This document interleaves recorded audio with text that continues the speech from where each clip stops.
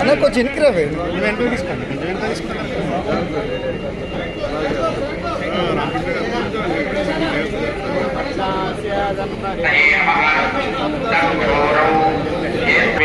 ఓం యై నమః నాభౌ ఓం కిం నమః ముఖ్యే ఓం చేం నమః పాదయో ఓం విశుద్ధాయై నమః ఓం నందిన్యై నమః ఓం సుప్రభాయై నమః ఓం విజయాయై నమః ఓం మూర్తిషు దేవతాస్పతిషు దేవతాభూతేషు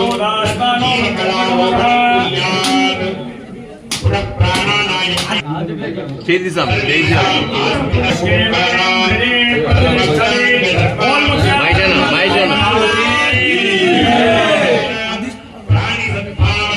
చేతి తీరన్నా చేతి అన్న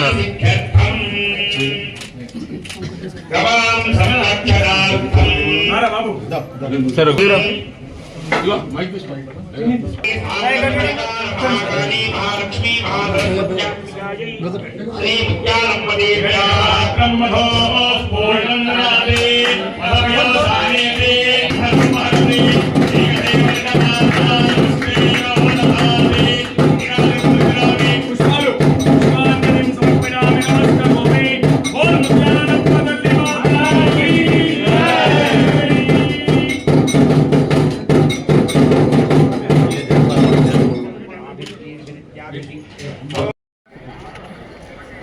ముత్యాలమ్మ దేవాలయం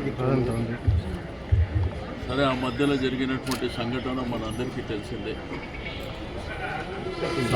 సమాజాన్ని కదిలించేయడం, హిందూ మనోభావాలు దెబ్బతినడం అవన్నీ జరిగినటువంటి సంఘటన.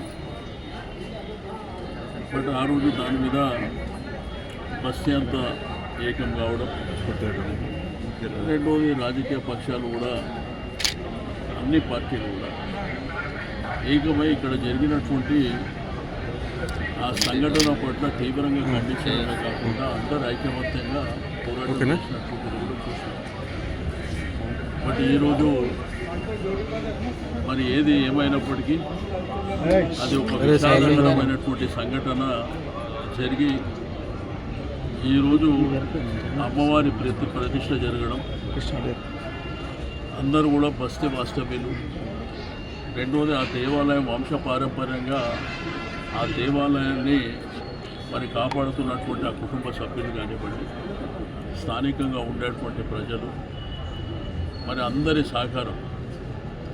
ఆ రోజు మీకు తెలుసు జరిగిన సంఘటన ఎంత భయానకమైనటువంటి వాతావరణం సృష్టించింది. ఒక్క ఈ కుమ్మరిగూడ ప్రాంతమే కాకుండా యావత్తు తెలంగాణ దేశాన్ని కూడా ఆకర్షించడానికి సందర్భం. ఎందుకంటే అటువంటి సంఘటనలు చేయడం కూడా దుర్మార్గమైనటువంటి చర్య. ఆ రోజు చెప్పిన చట్టపరంగా పోలీస్ చర్యలు ఏం తీసుకుంటారో తీసుకోవాలనుకుంటుంది. అయితే ఇక్కడ స్థానికంగా ఉన్నటువంటి కార్పొరేటర్ గారు, అదేవిధంగా మాజీ కార్పొరేటర్ గారు, లేకపోతే ఇక్కడ ఉన్నటువంటి స్థానిక నాయకులు, రెండోది సమాజం అందరూ కూడా ఆ రోజు ఒక 5-6 రోజుల పాటు ఇక్కడే ఉండి పోరాటం చేసింది. బట్ అల్టిమేట్గా గవర్నమెంట్ కూడా ముందుకు రావడం, వచ్చిన తర్వాత సరే ఎండోన్మెంట్ డిపార్ట్మెంట్ ద్వారా మేము కార్యక్రమాలు చేస్తామని ఆ రోజు మేమే చేస్తామని చెప్పి మేము డిసిషన్ తీసుకొని మేము చెప్పినాం. ఆ రోజు చెప్పినప్పుడు గవర్నమెంట్ కూడా ముందుకు వచ్చి మేము చేస్తామంటే సంతోషం. ఎవరు చేసినప్పటికీ దైవ కార్యక్రమం కాబట్టి ఆహ్వానించినాం. ఆ రోజు కూడా వారితో మాట్లాడినప్పుడు ఇక్కడ వాళ్ళ వంశపారంపర్యంగా కుటుంబ సభ్యులు కానీ, బస్తీ వాళ్ళు కానీ, లేకపోతే ఎండోన్మెంట్ సంబంధించినటువంటి వాళ్ళు కూడా గవర్నమెంట్ ఇనిషియేట్ చేస్తారంటే సంతోషంగా, ఎవరు చేసినప్పుడు మంచి కార్యక్రమం, దైవ కార్యక్రమం, ప్రజలందరూ ఒక సంతోషంగా ఉండాలి. ఎందుకంటే ఆ రోజు ఒక 10 రోజులు ఏదైతే ఈ ప్రాంత ప్రజలకు కంటికి నిద్రలే, ఎవరు వస్తురు తెలియదు, ఎవరు పోతురు తెలియదు, రాత్రంతా మేల్కోవడం, నానా భయానకమైనటువంటి వాతావరణం ఉంటే. బట్ అల్టిమేట్గా అన్నిటికీ సమస్య పరిష్కారం కావడం. రెండోది ఈరోజు శాంతి పూజలతో పాటు ప్రారంభమైనటువంటి విగ్రహ ప్రతిష్ట సంతోషంగా 3 రోజుల పాటు ఘనంగా జరగాలి. ఇక్కడ ప్రజలు కూడా సుఖ సంతోషాలతో అమ్మవారి దీవెనలు తీసుకుంటూ అక్కడ బోనం సమర్పించడం, దైవ కార్యక్రమం రెగ్యులర్గా గుడికి వెళ్ళడం ఇవన్నీ జరుగుతాయి. అందరూ సంతోషంగా ఉన్నారు ఈరోజు. కాబట్టి ఏదేమైనప్పటికీ ఈరోజు మన సంస్కృతి సాంప్రదాయాల్ని కాపాడే విధంగా మన సమాజాన్ని కాపాడి ఎవరి మనోభావాలు వాళ్ళకు ఉంటాయి, ఎవరి దేవుడు వాళ్ళకు ఉంటారు, మొక్కొచ్చు, ఎవరికి అబ్జెక్షన్ ఉండదు, అభ్యంతరం ఉండదు. కానీ ఆ రోజు జరిగినటువంటి సంఘటన సరే అది ఏ పద్ధతిలో జరిగింది మనం సీసీ ఫుటేజ్లో చూసినాం. కాబట్టి ఏదైనా కానీ ఒక మంచి కార్యక్రమం ఈరోజు జరుగుతున్నందుకు చాలా సంతోషంగా ఉంది. ఎందుకంటే 30-35 సంవత్సరాల నుంచి సికింద్రాబాద్ ప్రాంతాన్ని ఎటువంటి ఇబ్బందులు, ఎందుకంటే నార్త్ జోన్ అంటేనే చాలా పీస్ఫుల్ ఏరియా. విభేదాలు కానీ లేకపోతే మత ఘర్షణలు కానీ మీదొక సమాజం మాదొక సమాజం అటువంటి ఏం నేను నా చరిత్రలో చూడలేదు. ఫస్ట్ టైం ఇక్కడ జరిగినటువంటి సంఘటన.